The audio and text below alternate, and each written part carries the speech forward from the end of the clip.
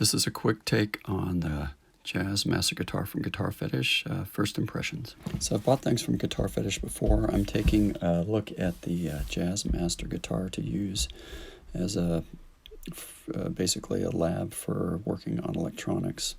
So the thing I'm looking at that I like is I like this candy apple red Jazzmaster. So I'm going to get this one and do a quick review on it from the time I unbox it. This Jazzmaster just showed up. This is the box. Did a pretty decent job, and it's been squished a little bit. Let's open it up, take a look. Here it is coming out already. We can kind of see it's a box within a box. This is bubble wrap. And now we have the top off of it. Looks like it's the whammy bar there. Got my little, hey, this is your guitar thing. Let's take a look. So this is kind of nice. It's got this kind of meshy fabric on it. Looks like it's rubber band up near the top. So we'll pop it out of that and see. So the first thing I saw was the tune pegs. I'm like, oh yeah, that's okay. It's got this little tree on it. Worked my way down the neck, and then I saw the bottom. I'm like, oh yeah, that's a nice paint job. Pretty trick. I was expecting maybe a little bit nicer wood, but you know, for 200 bucks, what are you gonna say? So I haven't even played it yet. Strings are on there. Let's give this baby a shot. So I'm really not gonna be that much of a nitpicker, because this guy is gonna be my test bed for doing some electronics work. I'm gonna get rid of this neck for sure, so that's not a big deal. I'm really interested in the body, and the paint job is awesome on this. Pickups, not sure if they'll stay or go. This is probably gonna go. This I have to play around with a little bit to get dialed in. So I'm gonna put all new electronics. This could be my test bed. So all in all, right now, the body is got a nice finish on it, and that's really the number one thing I'm looking at is the body. It's looking good, playable for now, and we'll keep playing around with it. So I don't know if you can hear this or not, but these frets, it just sounds like sandpaper a little bit. They're just cracking up a little bit. No problem there. We'll dress those up a little bit with these strings too. So I got to tune it though. So right out of the gate, there's definitely this buzz going on. I've heard lots of talk about these guys vibrating off these little grooves here and how that sucks. So looking at probably replacing that bridge. The other thing is, I can't blame them. The strings aren't really spaced over the pickups, so you can play around with that a little bit. Thing I do like about this, I've never played a Jazzmaster. The thing I do like about this right off the gate is I like how high the pickup is compared to the body here, because I like to anchor that finger and do a lot of three finger work. So very cool. I'm gonna play around with the Tremolo bar here next. Okay, so first off, it doesn't, I mean, that goes in there nicely and everything. Feels pretty good. It doesn't have the lock that some of the other ones do, so that's okay. But again, not blaming them, because it's not really set up, but the shaft is actually riding on the string, so we got to bump that guy over a little bit.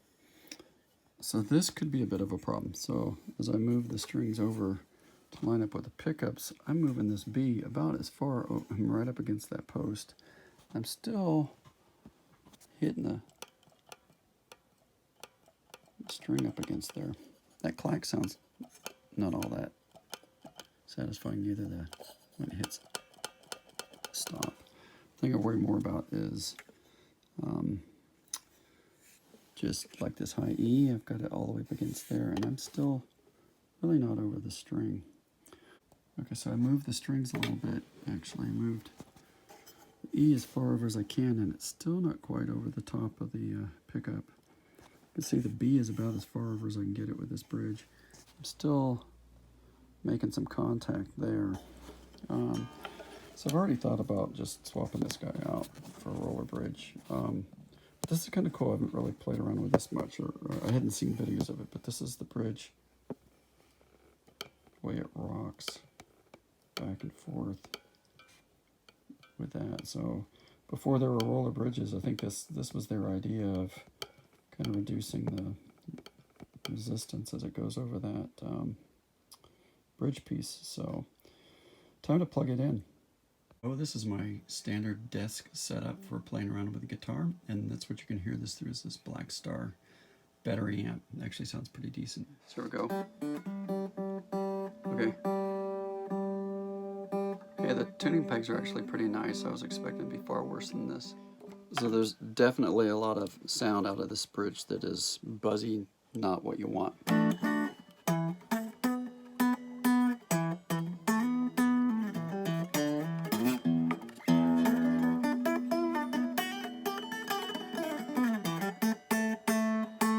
Like that one's really funny. Pretty funny.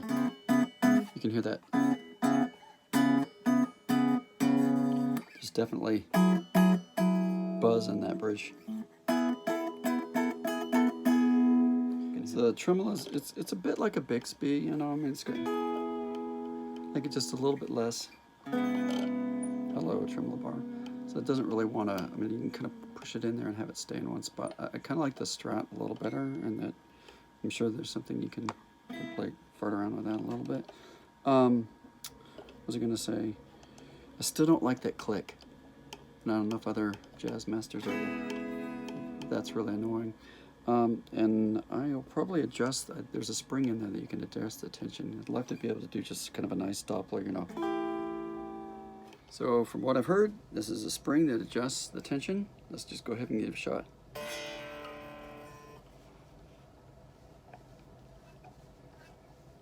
Oh yeah. It's a lot looser now. Will it return? That's going to be the next question. It gets loose enough that it's the point where you like using it, but it just doesn't come back to zero. That's going to suck too. Just so I'm gonna take just the whole bridge out. So this pivots, I can just pull it out. So we're gonna do that.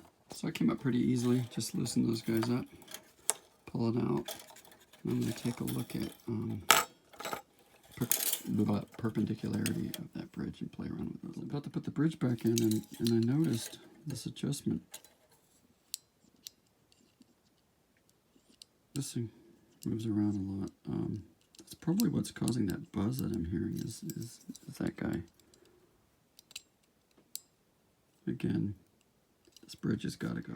So doing a quick unboxing, first 30 minutes with this guitar, playing around with it.